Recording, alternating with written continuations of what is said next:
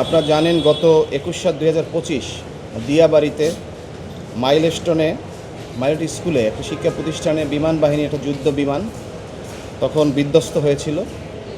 সেখানে একটি মর্মান্তিক হৃদয় বিদারক ঘটনা ঘটেছিল।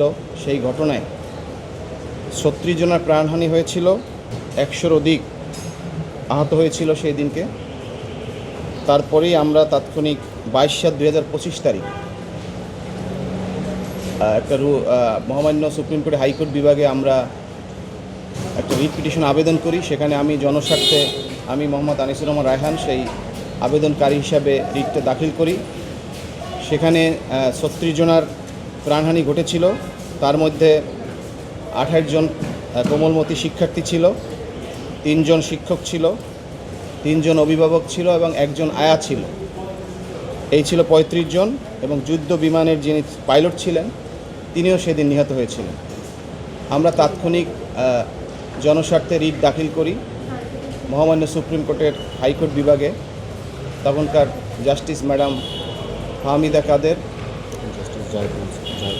এবং মিস্টার জাস্টিস জাহেদ মনসুর উনি 4 সপ্তাহের জন্য রুল দিয়েছিলেন। তখন সেই মামলায় আমাদের পক্ষে হিয়ারিং করেছিলেন senior advocate Zainul Abedin, senior advocate barrister Kaiser Kamal এবং অ্যাডভোকেট গাজী কামরুল ইসলাম সহ অসংখ্য শত শত আইনজীবী সেদিনকে আগায় আসছিলেন। সেই শুনানিতে সবাই ছিলেন। তখনকার মাননীয় আদালত সেই রিট পিটিশনটি আমলে নিয়ে তিনি 4 সপ্তাহের জন্য রুল দিয়েছিলেন।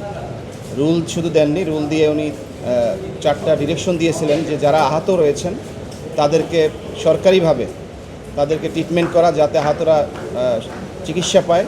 এবং আমরা বলেছিলাম যাতে বাংলাদেশে যদি চিকিৎসা না হয় তাদেরকে দ্রুত দেশের বাইরে নেওয়ার জন্য। আদালত সে কথাও বলেছিলেন যদি বাংলাদেশের চিকিৎসার যদি পর্যাপ্ত চিকিৎসা না হয় দ্রুত এদেরকে দেশের বাইরে নিয়ে চিকিৎসা দেওয়ার জন্য। এবং যারা নিহত হয়েছিলেন তাদেরও আমরা ক্ষতিপূরণ চেয়েছিলাম। আমরা জানি যে যারা নিহত হয়েছেন তাদের মাগফিরাত কামনা করছি, এদেরকে তো আর পাওয়া যাবে না। সেজন্য আমরা তাৎক্ষণিক আহতদের জন্য 1 কোটি টাকা আমরা ক্ষতিপূরণ চেয়েছিলাম, আর যারা নিহত হয়েছেন তাদের জন্য আমরা 5 কোটি টাকা ক্ষতিপূরণ চেয়েছিলাম। আদালত রুল জারি করার পরে দীর্ঘদিন পরে রুল বিভিন্ন রেসপন্ডেন্ট যারা ছিলেন, এখানে আমরা মিনিস্ট্রি অফ হেলথকে আমরা বিবাদী করেছিলাম।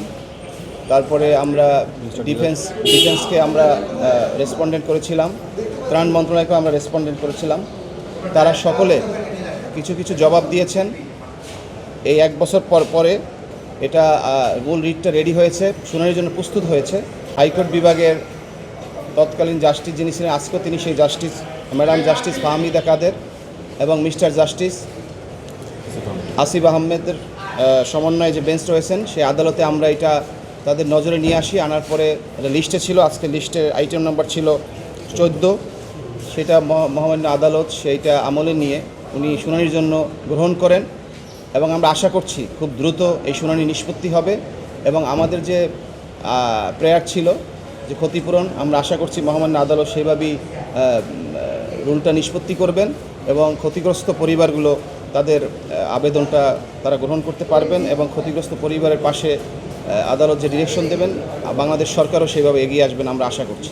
রুলটা চেয়েছিলাম, আমরা ক্ষতিপূরণ চেয়েছিলাম যে এদেরকে 1 কোটি টাকা যারা আহত ছিল তাদেরকে দিবে এবং 5 কোটি টাকা যারা নিহত হয়েছে তাদেরকে দিবেন এবং যারা আহত রয়েছেন তাদেরকে তাৎক্ষণিক চিকিৎসা, বাংলাদেশের যদি পর্যাপ্ত চিকিৎসা হয় তখনকার সময় চিকিৎসা দিবেন এবং যদি এখানে চিকিৎসা না হয় দেশের বাইরে পাঠানোর জন্য।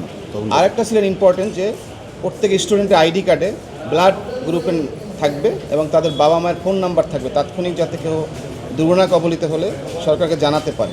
এগুলো ছিল রুলের টার্মস। আমরা আদালতে শুনানির জন্য আদালত গ্রহণ করেছেন। আদালত বলেছেন যে লিস্টে আসবে, আমাদের কজ লিস্টে রেগুলার কজ লিস্টে আসবে, আদালতের নজরে আনার জন্য বলছেন। আদালত খুব দ্রুত এটা নিষ্পত্তি করে দেবেন, আদালত আজকে বলেছেন।